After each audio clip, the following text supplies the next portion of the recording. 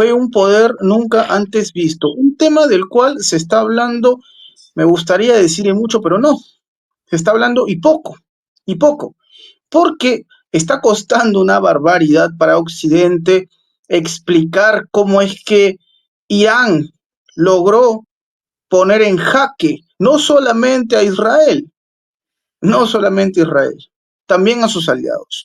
Ha sido publicado un informe muy llamativo en Reino Unido, me parece que fue de Telegraph, en el que se habla de la ineficacia de los cazas Tifón ante el poderío iraní.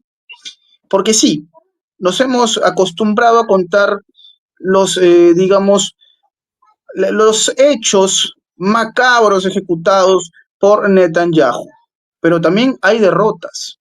¿Cómo es que Irán logró someter a la nación hebrea? Y la pregunta que también se cae de Maduro es, ¿qué va a pasar ahora? ¿Cuál es el próximo capítulo? Porque, valgan verdades, si se asume que la respuesta ahora le toca a Israel, podemos hablar de muchas cosas. Hay quienes en su momento teorizaban sobre cómo es que el fallecimiento de Ebrahim Raisi era un mensaje implícito de Israel, del Mossad, un hecho que desde Irán, digamos, lo explicaron como un accidente, pero vaya que el asunto quedó dando bote. ¿Qué es lo que va a hacer Israel? Y la pregunta también sería, ¿qué le va a permitir hacer Estados Unidos? O de repente ya no depende de Estados Unidos. Es un asunto del cual vamos a hablar hoy con un invitado de lujo, un analista político con quien hemos desarrollado una serie de temas vinculados a lo que acontece hoy por hoy en el mundo. El fuego, la guerra, temas económicos, pero hoy seguramente profundizaremos y mucho sobre la situación en Oriente Medio. Estamos hablando del señor Eduardo Luque, a quien le doy la bienvenida a nuestro espacio. Querido Eduardo, un placer conversar contigo en Prensa Alternativa. Pues encantado, como siempre, de estar aquí, bueno, intentando analizar, prever, sondear lo que puede ocurrir, porque de alguna forma a todos nos afecta. Por más cerca o por más lejos que estemos, lo que pase en Oriente Medio, en el Golfo Pérsico, evidentemente nos impacta a todos. Es tal cual, tú lo has dicho, nos impacta a todos, ya sea por cuestiones geográficas, seguramente mucho de nuestro público debe tener intereses, a ver, encontrados en este asunto, ¿no? Yo soy muy respetuoso con nuestra audiencia en ese sentido, y por supuesto también hay un interés que va más allá de lo que uno le podría afectar, que quieren saber si esta situación va a tener un capítulo aún mucho más dramático que el que hemos observado, ¿no? Insisto, lo que está pasando en Oriente Medio, Eduardo, pareciese algo inacabable, pero cuando hablamos ya del humillante escenario que ha vivido Israel con Netanyahu a la cabeza, entendemos que hay una sed de venganza natural en este personaje. Y eso es lo que nos pone a disparar algunas teorías, porque claramente la respuesta de Israel fue, bueno, vamos a responder con dureza. En algún momento hablaron de provocar un terremoto en Irán, algo que, vamos a decirlo así, no se concretó, pero ¿qué es lo que se puede dar a continuación? Los escenarios que se van, digamos, manejando, considerando los actores que hay también, porque Estados Unidos, por supuesto, estará del lado de Israel, pero la pregunta es, ¿hasta qué punto apoyarán algún acto bárbaro de parte de Netanyahu? Obviamente lo están haciendo con lo que vemos en Gaza, sin embargo, cuando se trata de Irán, esto podría tener un efecto bastante complejo, adverso, si se quiere, para Washington. Eduardo, ¿qué mirada tienes sobre esta situación y los escenarios que se van a dar seguramente dentro de poco? Bueno, yo diría que lo que hay que ampliar es el foco, tener una mirada más amplia, ¿no? Porque si no nos quedamos en una especie de caricatura, no es la palabra más adecuada, pero en una cosa muy simple, ¿no? Como si fuera lo que está pasando entre Irán y Israel, como si fuera una especie de película del oeste, ¿no? Llega el bueno y el malo, sacan los dos la pistola, se tirotean en mitad de una calle y bueno, y acaba esto. Esto no es así. Esto no funciona así. Había un general austriaco, bueno, austriaco de nacimiento en Austria, pero que combatió contra Napoleón y escribió un libro muy interesante de la guerra. Y decía, entre otras cosas, que la guerra es la política por otros medios. Es decir, Clausewitz, que así se llamaba el personaje, nos decía que la guerra hemos de entenderla como una prolongación de la política hecha por otros medios, en este caso violentos, ¿no? Así que lo que hemos de poner el foco es en la política, no en la guerra, porque si no, distraemos la atención de lo fundamental, lo dejamos fuera y nos quedamos con lo trágico, ¿no? El sufrimiento humano, ¿no? Pero hemos de ir un poco más allá. Por eso digo que hay que cambiar el escenario, ¿eh? El impacto es una visión, se amplía una visión global. ¿Qué es lo que está pasando? Primera idea. La crisis en Oriente Medio es una crisis provocada por Estados Unidos. Hay un debate muy interesante ahora, yo pienso interesante porque se cruzan ideas unos y otros, pero en el fondo un debate que oculta realidades. Este debate es si es Israel quien dirige la política exterior de Estados Unidos o es Estados Unidos el que influye en las decisiones de Israel. Yo en esa tesitura lo tengo muy claro. Es Estados Unidos el que dice, define, apunta y elabora toda la teoría por la cual después Israel tiene que mantener esa teoría, esos objetivos, y los tiene que conseguir mediante el uso de la fuerza, ¿no? Así que, primero, es Estados Unidos el que está detrás. ¿Qué problema tiene Estados Unidos en Oriente Medio? Que en este momento Oriente Medio está basculando. ¿Hacia dónde bascula? Hacia los BRICS. A finales de este mes de octubre, habrá la reunión en Kazán de los BRICS. Se apunta ya que más de 40 países van a entrar en los BRICS en Kazán o van a pedir inmediatamente el ingreso. Eso significa que el poder del dólar se va a debilitar enormemente. Porque sabemos, además, que Estados Unidos vive gracias al billete verde y no tiene detrás, no tiene ni materias primas, ni fábricas que de alguna forma refrenden el valor de su moneda. Su moneda vale lo que la fuerza militar impone. No vale porque tengan recursos naturales o industria que diga, bueno, la moneda de este país es fuerte porque tiene una gran potencia industrial, como es el caso de China o el caso de Rusia por las reservas minerales que tiene.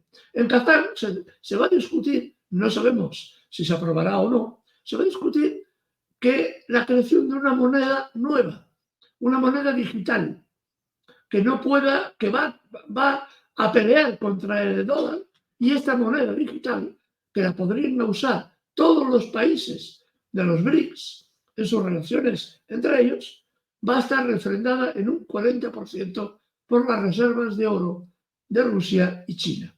Por tanto, es una patada inmensa al poderío del dólar. ¿Eso qué ocurre? ¿Eso qué consecuencias tiene para Oriente Medio? Primero, que muchos países ya le están haciendo cálculos para irse a los BRICS. Por ejemplo, Arabia Saudita, sin ir más lejos, Siria, Turquía, que no sabemos al final cómo quedará. Los Emiratos Árabes también están hablando. Además, Qatar está pensando también en incorporarse a los BRICS. Esto es que Estados Unidos pierde el poderío en Oriente Medio. ¿A favor de qué? A favor no de otra potencia, sino que los países se independizan del dólar y comienzan a definir su propio camino, su propio camino. Esto no lo puede soportar Estados Unidos. Por tanto, incita a la guerra, al conflicto, intentando avasallar y destruir a su gran rival en la zona. ¿Cuál es el gran rival en la zona? No es el Líbano, es Irán. Por tanto, en las amenazas que, por ejemplo, dictaba el otro día Blinken, incluso Biden, contra Irán, evidentemente Netanyahu el otro día en las Naciones Unidas se pasó media intervención hablando del terrorismo iraní, porque su objetivo es Irán. Por tanto, en esa tesitura, yo presupongo, espero equivocarme y deseo fervientemente equivocarme, aunque los análisis no apuntan en esa dirección, sino en la que voy a señalar. Posiblemente nadie puede estar seguro al 100% de nada en este momento. Posiblemente Israel responda a Irán y responda de una forma dura. Se estaba negociando entre Estados Unidos e Irán hace pocas horas no atacar las centrales nucleares, bueno, las refrigeradoras que tiene Irán para producir plutonio, bueno, mejor dicho, uranio enriquecido para hacerlo servir para producir electricidad y sobre todo para cuestiones médicas también, para radiografías, escáneres y cosas de este tipo. Este va a ser, Estados Unidos dice que quiere controlar a Netanyahu, eso no se lo cree ni él, y que no ataque las centrifugadoras que fabrican estos productos, ¿no? Evidentemente, esto de hacerse así implicaría una reacción por parte de Irán. Irán tiene capacidades que hasta ahora no habíamos conocido. Las intuíamos. Algunos decían que era una baladronada, todo lo que decían los iraníes no se cumplía, estaban penetrados por la inteligencia israelí, etcétera, etcétera, etcétera. Nadie quería darse cuenta de un hecho muy sencillo. Uno, me parece que es el anterior, o el anterior del anterior, ministro de Energía de Israel, fue encarcelado y condenado a 20 años de cárcel por ser espía iraní. Ministro de Energía de Israel. Habían colocado un topo en el ejecutivo de Netanyahu. Esto evidentemente pasó desapercibido. Esto no, porque la imagen que nos han querido dar siempre, que los iraníes son torpes, fanáticos, locos, siempre están pensando en el martirio y cosas de esas, ¿no? Los que hemos visitado el país y hemos podido hablar con la gente y lo hemos visitado en repetidas ocasiones, pues nos damos cuenta de que eso es un mito. Es un mito como tantos otros que fabrica Occidente. Entonces, ¿cuál es el objetivo? Irán. El medio, Israel. ¿Qué va a hacer Israel? Probablemente probar suerte atacando a Irán. ¿Qué hará Irán? Aquí se abren varias opciones. Hay una cosa importante. Hoy Putin, anteayer, los drones y los misiles israelitas, querían atacar una base aérea rusa al norte de Damasco. Las defensas antiaéreas sirias y rusas, la primera vez que las defensas antiaéreas rusas entraban en juego, consiguieron derribar todos los misiles entrantes y cayeron fuera de las instalaciones sin hacer especialmente daño. Automáticamente Putin ha ordenado a sus ciudadanos en Israel que abandonen el país. El problema es que hay 1,5 millones de ciudadanos de origen ruso, así que no van a poder abandonar y muchos no van a querer. Es decir, que se plantea que puede pasar algo muy gordo también con la intervención directa o indirecta de Rusia en todo este conflicto. Porque evidentemente un ataque a una base aérea de un país como Israel, que además está vendiendo armas a Ucrania, no puede dejarse pasar desapercibida. Y Rusia tiene muchas posibilidades. No sabemos, aunque se ha insinuado, que ha dotado a Irán de los misiles Kinzhal, que son misiles de última generación, aunque los iraníes tienen uno, el Fatah 5, el último, que lo han enseñado pero no lo han utilizado, que es más rápido que el Kinzhal. Estamos hablando de 16.000 kilómetros por hora. Es una cosa monstruosa y una cabeza explosiva me parece que son 1.100 kilos. Un misil que no puede ser detenido por ninguna defensa antiaérea, de lo rápido que va. Pues bien, se rumoreaba que Rusia había entregado sistemas defensivos de alerta temprana, radares sofisticados al ejército iraní, que también lo había dotado de misiles Kinsal, que sabemos la perfección en los objetivos cuando están definidos y el daño que producen. Y se rumoreaba también que estaba dotando de misiles antibuque a los yemeníes para que estrangularan, si fuera necesario, el corredor, el estrecho donde están situados los yemeníes, el estrecho del Mar Rojo, y evitar que buques ingleses, franceses o norteamericanos, incluidos los barcos de guerra, entraran en la zona bajo riesgo de ser alcanzados, ¿no? Así que no es solo un actor, no es solo Israel, Irán, sino hay más cosas en medio. China, por otra parte, ya ha dicho que no ve con absolutamente ningún buen ojo lo que haga Israel, ha denunciado a Israel por los crímenes en el Líbano y apoya a Irán. No sabemos de qué mida, de qué esa información aún no tenemos. Así que tenemos un escenario donde no es Israel e Irán, son dos bloques que se enfrentan, igual que se están enfrentando en Ucrania. Y bueno, de hecho hay una información muy interesante a propósito de eso, Eduardo, de todo lo que tú comentas.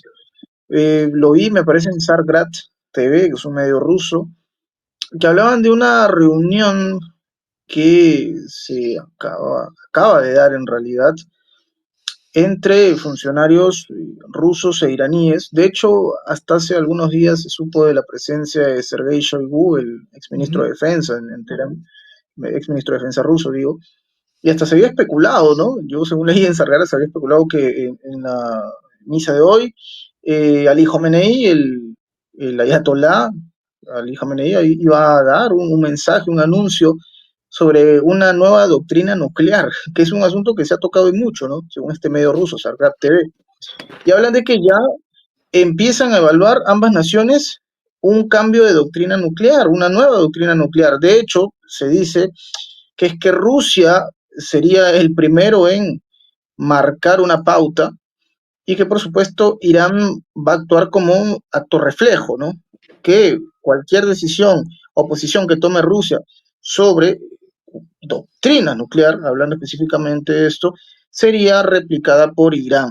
Esta información que aparecía en Sargrab TV, por supuesto, con todo el escepticismo que hay en torno a Irán y el uso de armas nucleares, que genera cierta controversia, hasta cierto punto se dice información que está guardada bajo 7 llaves, que no se va a reconocer públicamente, pero claro que eso destapa también un nuevo horizonte, Eduardo, considerando el poderío que tiene Rusia, pero también el que tiene Irán, que insisto, tal vez no sea oficial o público, pero que se conoce tras bambalinas. Este escenario, a ver, ¿cómo se plantea considerando que Irán verá en Rusia una especie de referente, ¿no? Insisto, esto desde luego va a tener un impacto. El posicionamiento de Rusia con Irán y por supuesto uno no deja de pensar que el contrapeso es Estados Unidos, es Israel y por supuesto, por no decirlo de otra manera, la OTAN. ¿Eh? ¿Qué mirada tiene sobre esto, Eduardo, y este supuesto cambio en la doctrina nuclear? A ver, aquí habría que separar, como digo algunas veces, las voces de los gritos, ¿no?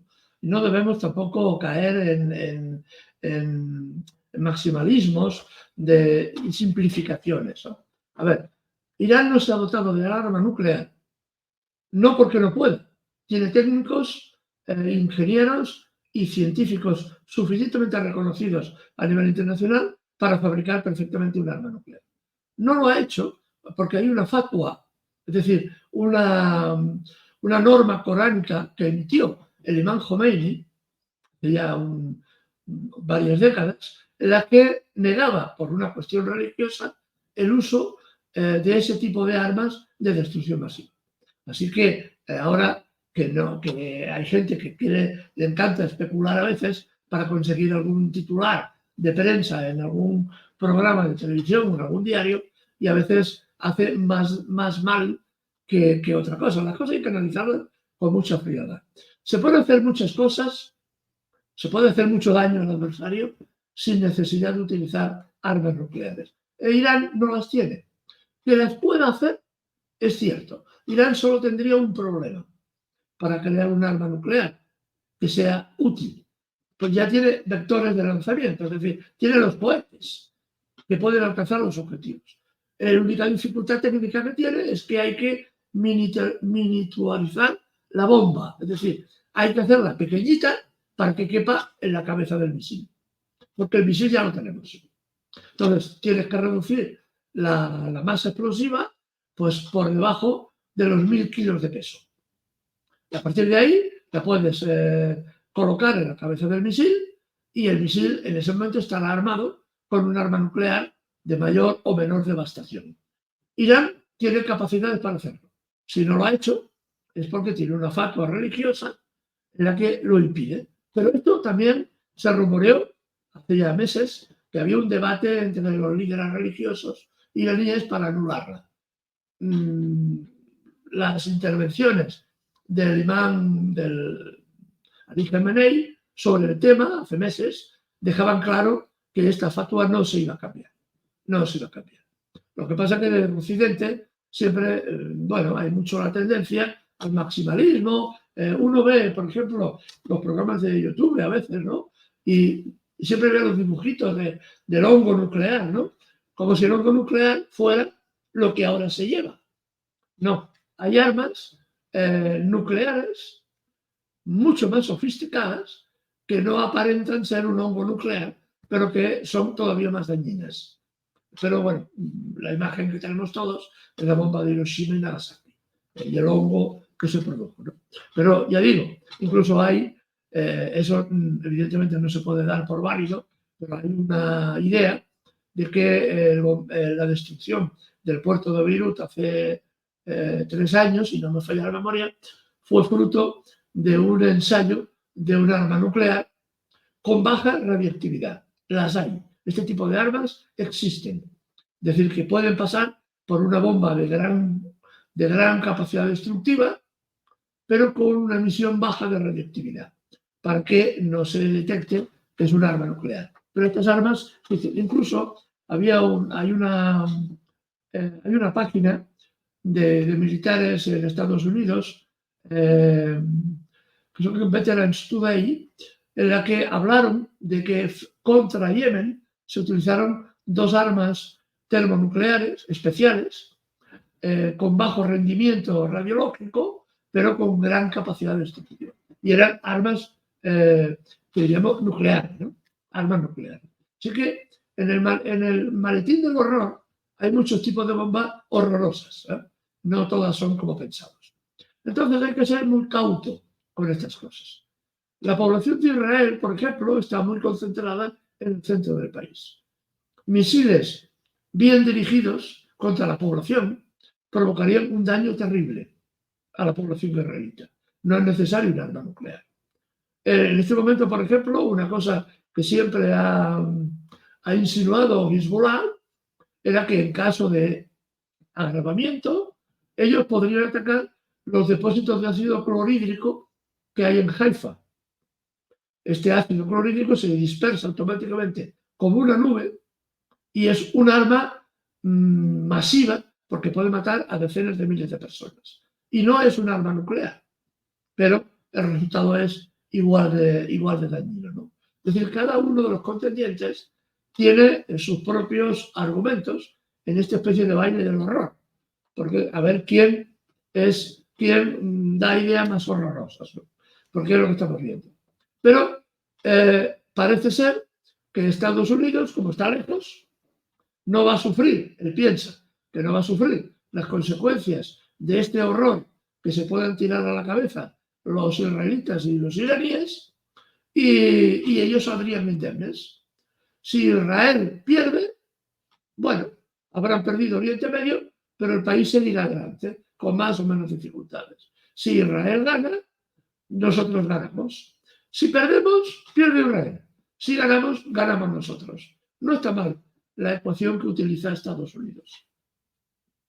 Muy conveniente, ¿no? Muy conveniente. Y bueno, hablando de eso, y creo yo que es también un asunto a tocar sobre la mesa, tú lo decías hace unos momentos, ¿no? Se acerca, obviamente lo sabemos, la cumbre del BRICS, que será en Kazán el 22 de octubre, empieza, y uno empieza a atar cabos y empieza a relacionar posibles escenarios, y no deja de darme vueltas esta idea, Eduardo, que es que, a ver, claro, es muy probable, o tal vez poco probable, eso es difícil de conocer, pero la posibilidad es latente de que haya una respuesta de Israel a Irán. La pregunta del millón es, ¿va a haber una conexión con esta cumbre?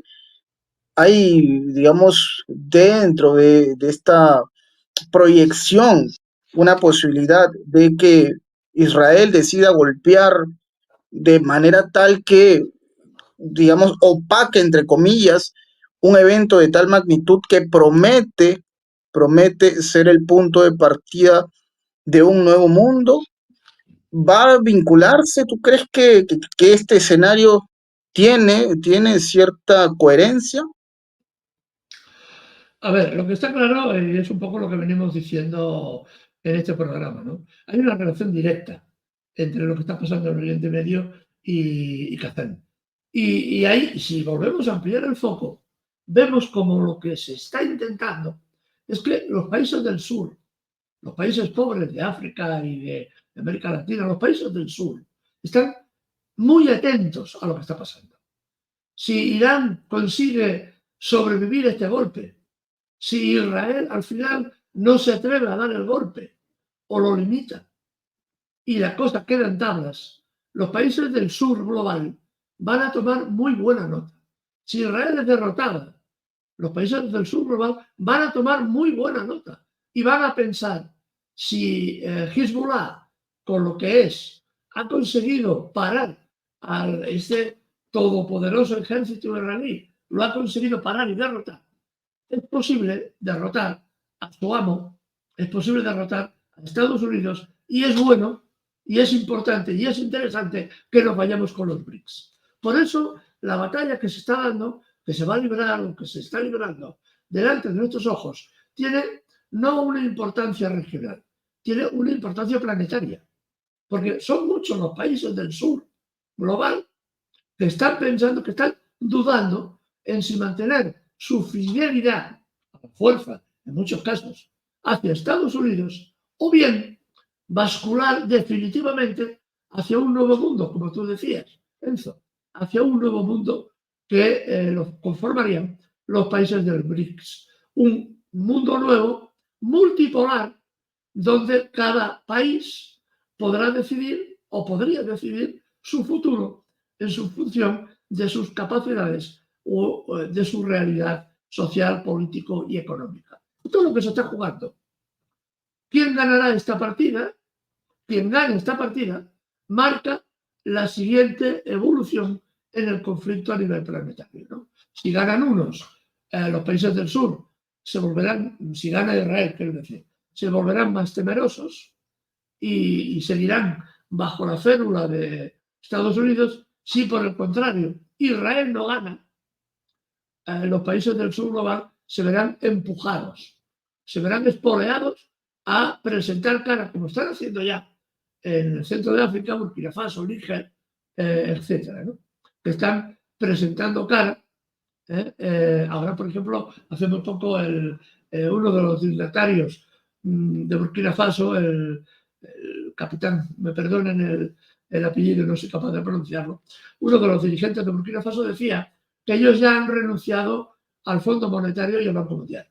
Ellos no quieren endeudarse con el Fondo Monetario ni con el Banco Mundial. ¿Por qué? Porque hay otras potencias como Rusia o China que están dispuestos a invertir en estos países. Esto es lo que está haciendo el sur global. Se está fijando. Y del resultado de esta contienda veremos un cambio en la correlación de fuerzas internacional. Así que vivimos, si no fuera tan trágico, porque lo es, enormemente trágico, podríamos decir que vivimos momentos muy interesantes. Sí, en eso coincidimos, Eduardo, porque claramente sí es muy relevante lo que se habla, es de alto interés, hay mucho de morbo, lo sabemos también, pero en el fondo hay mucha tragedia de por medio y por supuesto, más allá del interés periodístico, siempre vamos a estar de acuerdo que no aprobamos aniquilamientos, no aprobamos en absoluto hechos como este que por supuesto traen dolor.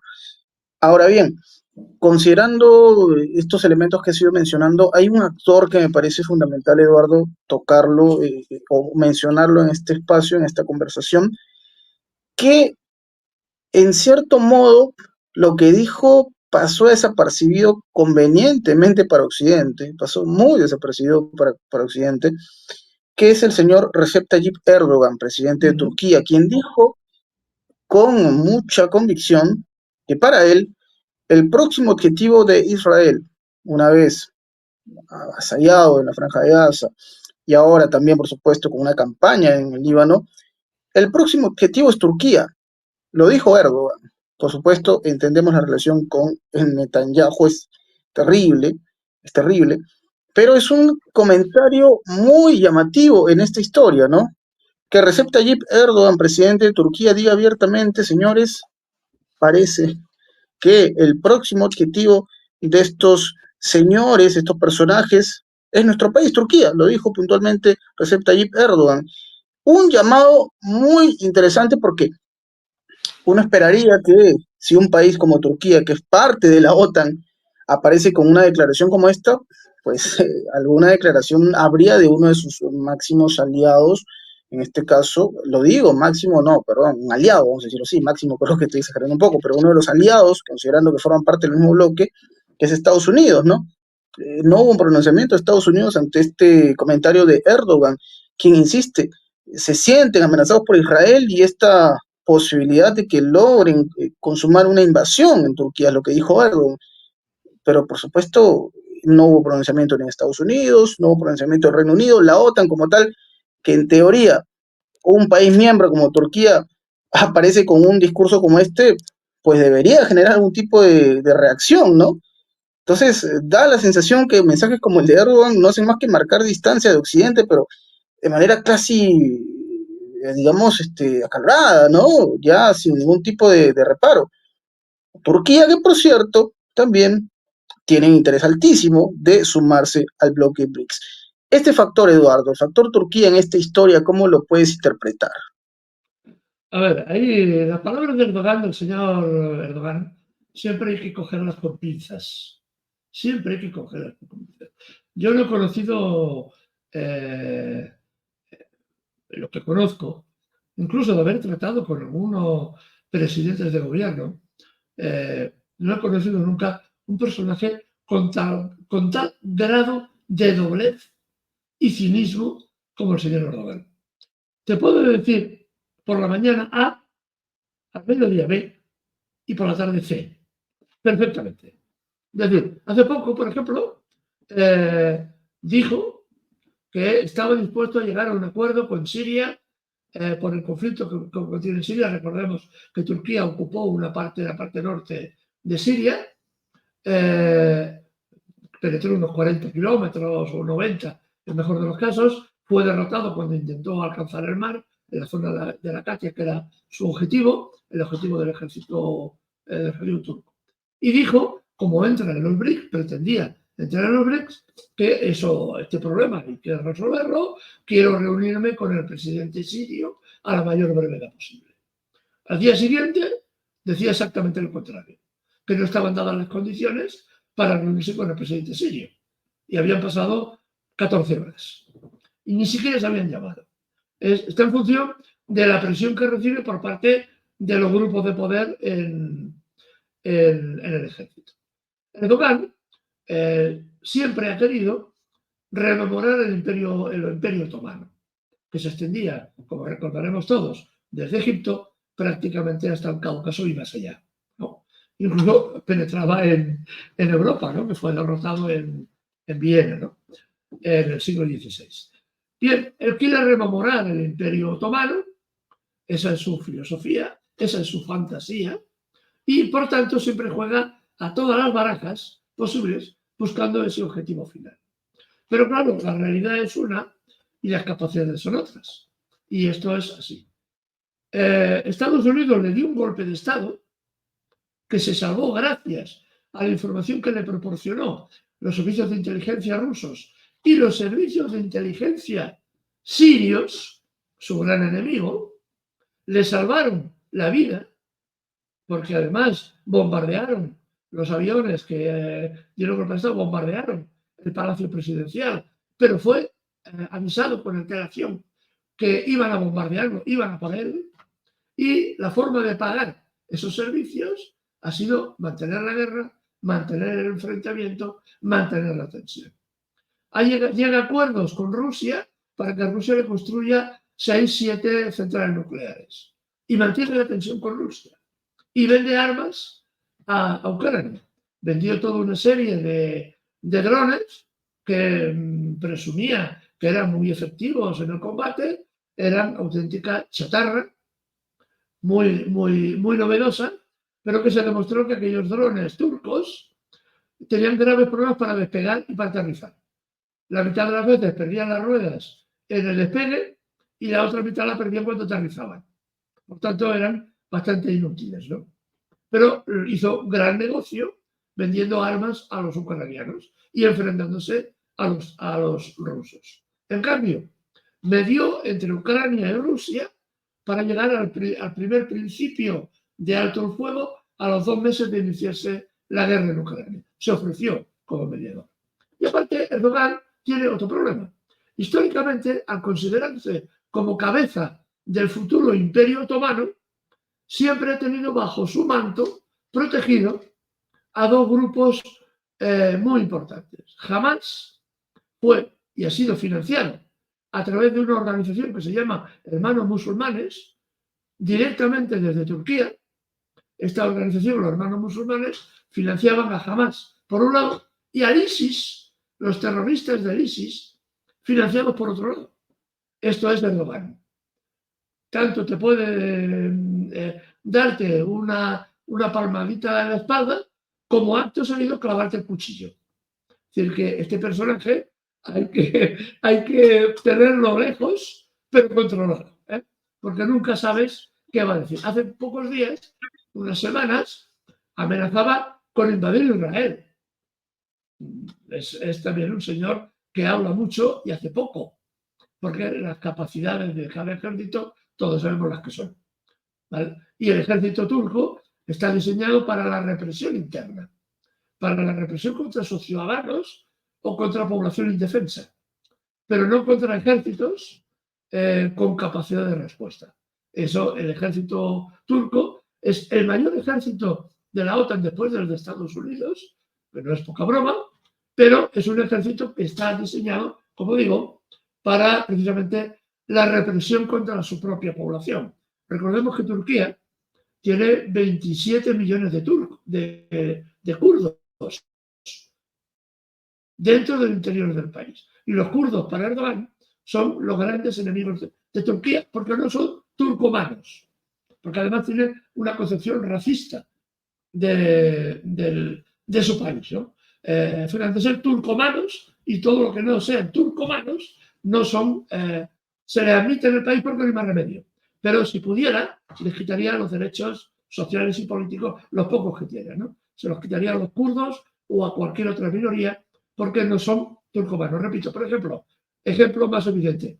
En algunas de las iglesias más notables de Estambul, la de los mosaicos, por ejemplo, pues ahora ha decidido Erdogan, quedan cerradas a la vista pública, no porque estén deterioradas, sino porque son iglesias cristianas. Son iglesias cristianas, y hay símbolos cristianos. Son iglesias bellísimas, extraordinarias, posiblemente sin parangón. Solamente algunas iglesias en Italia se le parecen, en Palermo y en Sicilia. Pero son sin parangón, cerradas a tal canto porque son cristianas. Y ha de predominar lo musulmán, ha de predominar exclusivamente lo suyo. Santa Sofía, que fue originariamente hace 300 años una mezquita, después se convirtió en iglesia católica, ahora ha vuelto a ser otra vez mezquita. Y con restricciones para visitarla, porque antes fue también, antes de ser mezquita, una iglesia, se convirtió en un museo. dejó de ser iglesia cristiana ortodoxa, se convirtió en museo para solaz y conocimiento de la gente, ¿no? Y Erdogan, cuando entró, la volvió a convertir en una mezquita. Es decir, que es un personaje que, como digo, has de vigilar la espalda cuando te dé un golpecito amistoso, porque no sabes si va a ser un golpecito o va a llegar con el puñal para clavártelo. Así que yo me fería bien poco de las palabras de Erdogan. Sí, bueno, un camaleónico de aquellos. En eso estamos de acuerdo, ¿no? Camaleónico él. Y bueno, es igual muy interesante este momento que se vive Eduardo. Yo me pongo a ver, pongo otro tema acá sobre la mesa ya para redondear esta conversación tan buena. ¿Qué tiene que ver con las elecciones en Estados Unidos? ¿Qué estará pasando, me pregunto yo, por la cabeza de Netanyahu, ¿no? A ver, Kamala, bueno, Kamala es continuidad, desde luego. La pregunta del millón es, ¿Trump será una continuidad también? ¿Cómo, digamos, contrastarlo? Porque evidentemente Donald Trump tiene una mirada puesta sobre el asunto de Ucrania, ¿no? Incluso le hizo pasar un momento bien desagradable a Zelensky hace poco en Estados Unidos, ¿no? Pero yo me pongo a pensar también en el escenario en Oriente Medio. Trump ha sido muy crítico con la administración Biden, culpa a la administración Biden de permitir que el fuego haya escalado en esta zona del mundo. Pero cuando, digamos, si es que finalmente Donald Trump logra ganar la presidencia, cuando llegue ese momento, muchos nos preguntamos qué posición va a tomar sobre Israel, porque claramente Trump ha hecho este alarde de que durante su mandato no se han generado nuevos conflictos, más allá de lo que ocurrió evidentemente con Irán, eso es evidente y eso es algo imborrable, ¿no? Lo ocurrido con Soleimani es histórico, está documentado y va a ser un hecho que cargará bajo su administración en su primer periodo presidencial, si es que hay un segundo, claramente lo digo. Pero, ¿qué posicionamiento? ¿Y qué interés para Netanyahu, no? Uno se preguntaría, ¿qué preferiría este señor? ¿Kamala, Trump, le dará algún tipo de incomodidad que llegue Trump al poder? ¿Será un asunto relevante para Netanyahu? ¿Cómo interpretas esto, Eduardo? Yo tengo claro que Netanyahu prefiere a Kamala Harris de todas. Entre otras cosas, porque personalmente ha recibido del lobby israelita reconocido oficialmente. La señora Kamala Harris recibió 11.460.000 y tantos dólares como aguinaldo para su campaña electoral. En cambio, Donald Trump recibió 1.698.000 dólares registrados oficialmente. ¿Eh? Otra cosa es lo que haya por debajo de mano. Eso es otro nivel, ¿no? Es decir, ¿qué revela esto? Que Netanyahu y el lobby sionista apuestan porque Kamala Harris mantenga la tensión y la presión más allá de esta situación. ¿Cambio Trump qué es? Ya no es un outsider político como fue cuando entró, que nadie se esperaba que ganara las elecciones y arrolló. Ahora ya no es, ahora ya es otra cosa. Es un hombre que ya ha podido generar un equipo. Antes no tenía equipo. Cuando entró en política, cuando entró como presidente, era dar bandazos, cambiaba me acuerdo, de secretario de Estado, ministro de Exteriores, para que lo entendamos. Secretario de Estado prácticamente cambió 4 veces de secretario de Estado, no llegaban a durar un año. Y claro, eso es muy importante porque un ministro de Exteriores necesita rodaje para cogerle el hilo de las cosas. ¿Eso por qué era? Porque no tenía equipo formado previamente. Tuvo que improvisar sobre la marcha. Ahora, ¿qué es lo que hay en Trump? Su cuñado, no, perdón, su yerno, es un pro-sionista de mucho cuidado. Es el que empujó para declarar como Jerusalén como capital de Israel, ¿no? Pero Donald Trump, cuando ve que la situación está perdida o no lo es lo rentable que pensaba, se quita el muerto de encima rápidamente. No tiene escrúpulos. No tiene escrúpulos. Si Israel perdiera el encanto que todavía tiene, como la pieza clave de Estados Unidos en Oriente Medio, si perdiera manos de Hezbollah o de Irán, no tendría ningún problema en quitárselo de encima. En cambio, por la parte de la administración de Kamala Harris, es posible que no, es posible que siguiera insuflando dinero hasta el día del juicio final, ¿no? Esto es así. Los dos están financiados por el lobby israelita. Una, mejor dicho, mucho más financiada. Kamala Harris se encontró con 150 millones de dólares cuando Biden plegó, lo destituyeron, dieron un golpe de Estado, lo destituyeron, sin destituirlo, la Kamala Harris encontró pues, una cifra muy notable de dinero para su campaña electoral. Donald Trump está metiendo dinero de su bolsillo, también de donantes pequeños. Por ejemplo, la campaña electoral donde ganó Donald Trump la otra vez, la pagó de su bolsillo, una gran parte de la campaña, porque tenía recursos suficientes, ¿no? Ahora también vuelve a pagar de su bolsillo, y también de donantes. Así que es menos, ¿cómo decir?, menos susceptible a presiones, puesto que sale de su bolsillo el dinero para hacer campaña electoral. En cambio, Kamala Harris necesita ese dinero del lobby israelí, porque si no, pierde la campaña electoral, pierde fuelle y está destinada a fracasar en la campaña electoral. Esta es una diferencia muy importante. Una necesita dinero, como sea, y el otro podría, en un momento dado, financiarlo personalmente. Correcto. Es una situación entonces que nos va mostrando un poquito esa luz al final del túnel, considerando obviamente que hay un distanciamiento cada vez más notorio, al menos en política exterior, entre Trump y Kamala, ¿no? Insistimos, a ver, evidentemente en su momento Rusia también lo interpreta así. La intención que pueda tener Donald Trump sobre concluir el conflicto en Ucrania, según dice, no va a depender exclusivamente de Estados Unidos, eso lo tienen claro en Rusia, ¿no? Hay que ver hasta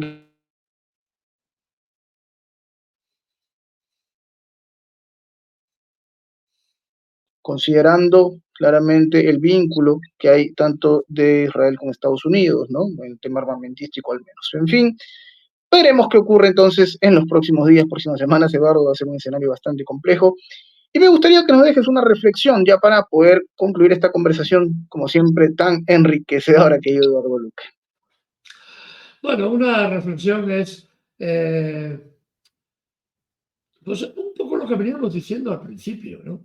Hemos de sobrepasar esa idea de que las cosas son acción-reacción. Que esto no es una película del oeste. Vuelvo a repetirlo. No, lo digo porque está pasando continuamente en las redes, en artículos que uno lee, que la guerra nuclear para arriba, que la guerra nuclear para abajo, como se banalizara. De hecho, estamos banalizando lo que sería prácticamente la destrucción del planeta. La estamos banalizando, ¿no? Al hablar de guerras nucleares con esta facilidad, ¿no? Estamos en una situación muy complicada. Uno, por ejemplo, lo ve el otro día cuando vi una cosa muy curiosa.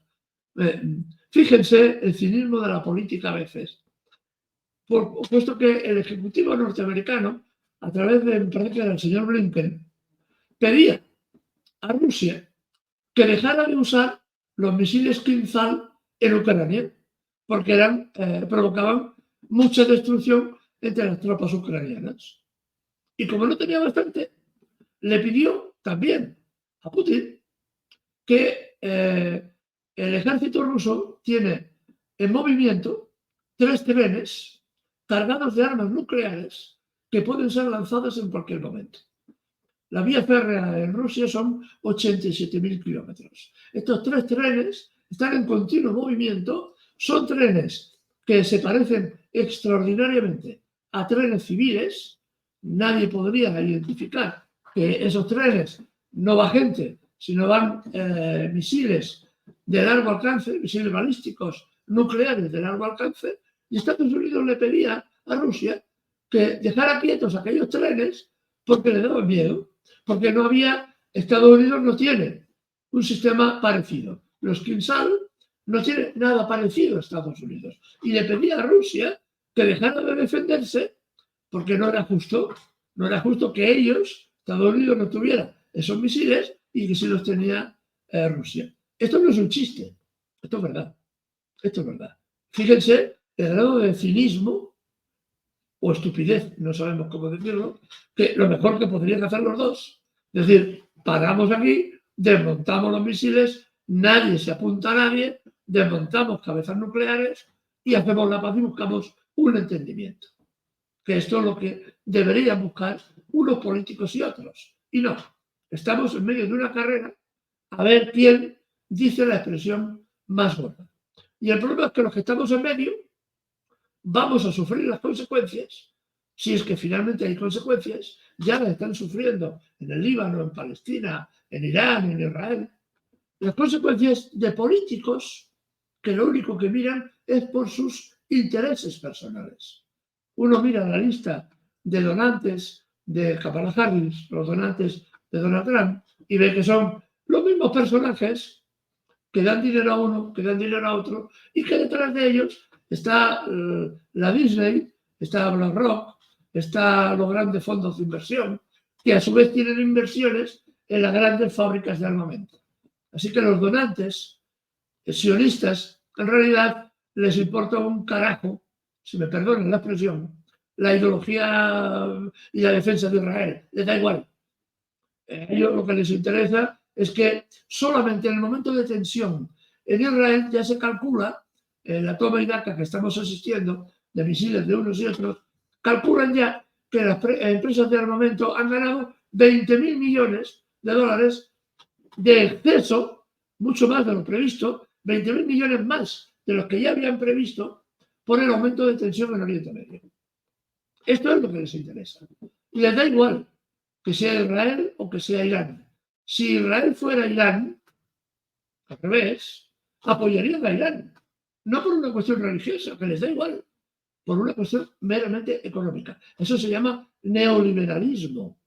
Neoliberalismo, que evidentemente es el capitalismo en este momento histórico que se ha dado en llamar así de esta forma. Y estamos asistiendo, finalmente con eso ya lo dejo, estamos asistiendo a un proceso histórico que ya definieron hace mucho tiempo los grandes teóricos que habían vivido en la URSS en su momento. Y es que estamos asistiendo a una acumulación de grandes empresas, de grandes fondos de inversión, cada vez más reducidos, porque se van fusionando entre ellos. Ha desaparecido lo que era la clase burguesa nacional. En Occidente ya no hay. Ya no hay burgueses alemanes, ni burgueses franceses, que se peleaban entre ellos en la Primera Guerra Mundial o en la Segunda. No, ya no hay nada de eso.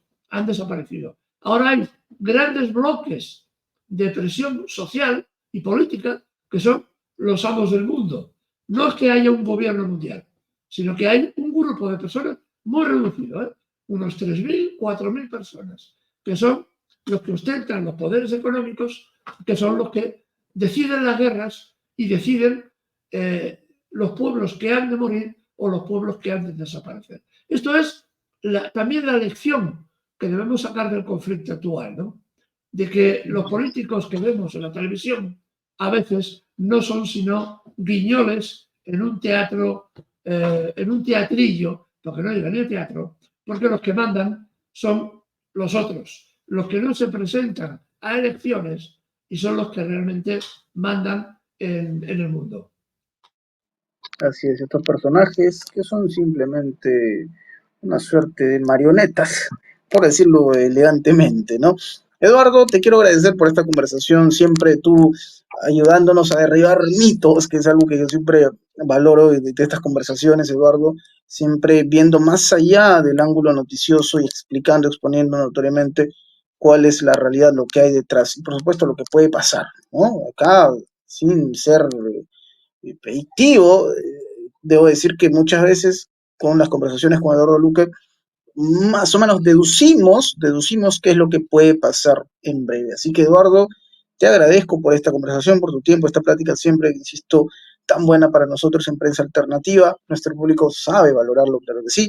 Los invito a comentar, a compartir, a suscribirse a Prensa Alternativa si aún no lo han hecho, señores. Mi nombre es Enzo Enchante, nos estaremos reencontrando en una próxima oportunidad. Hasta pronto.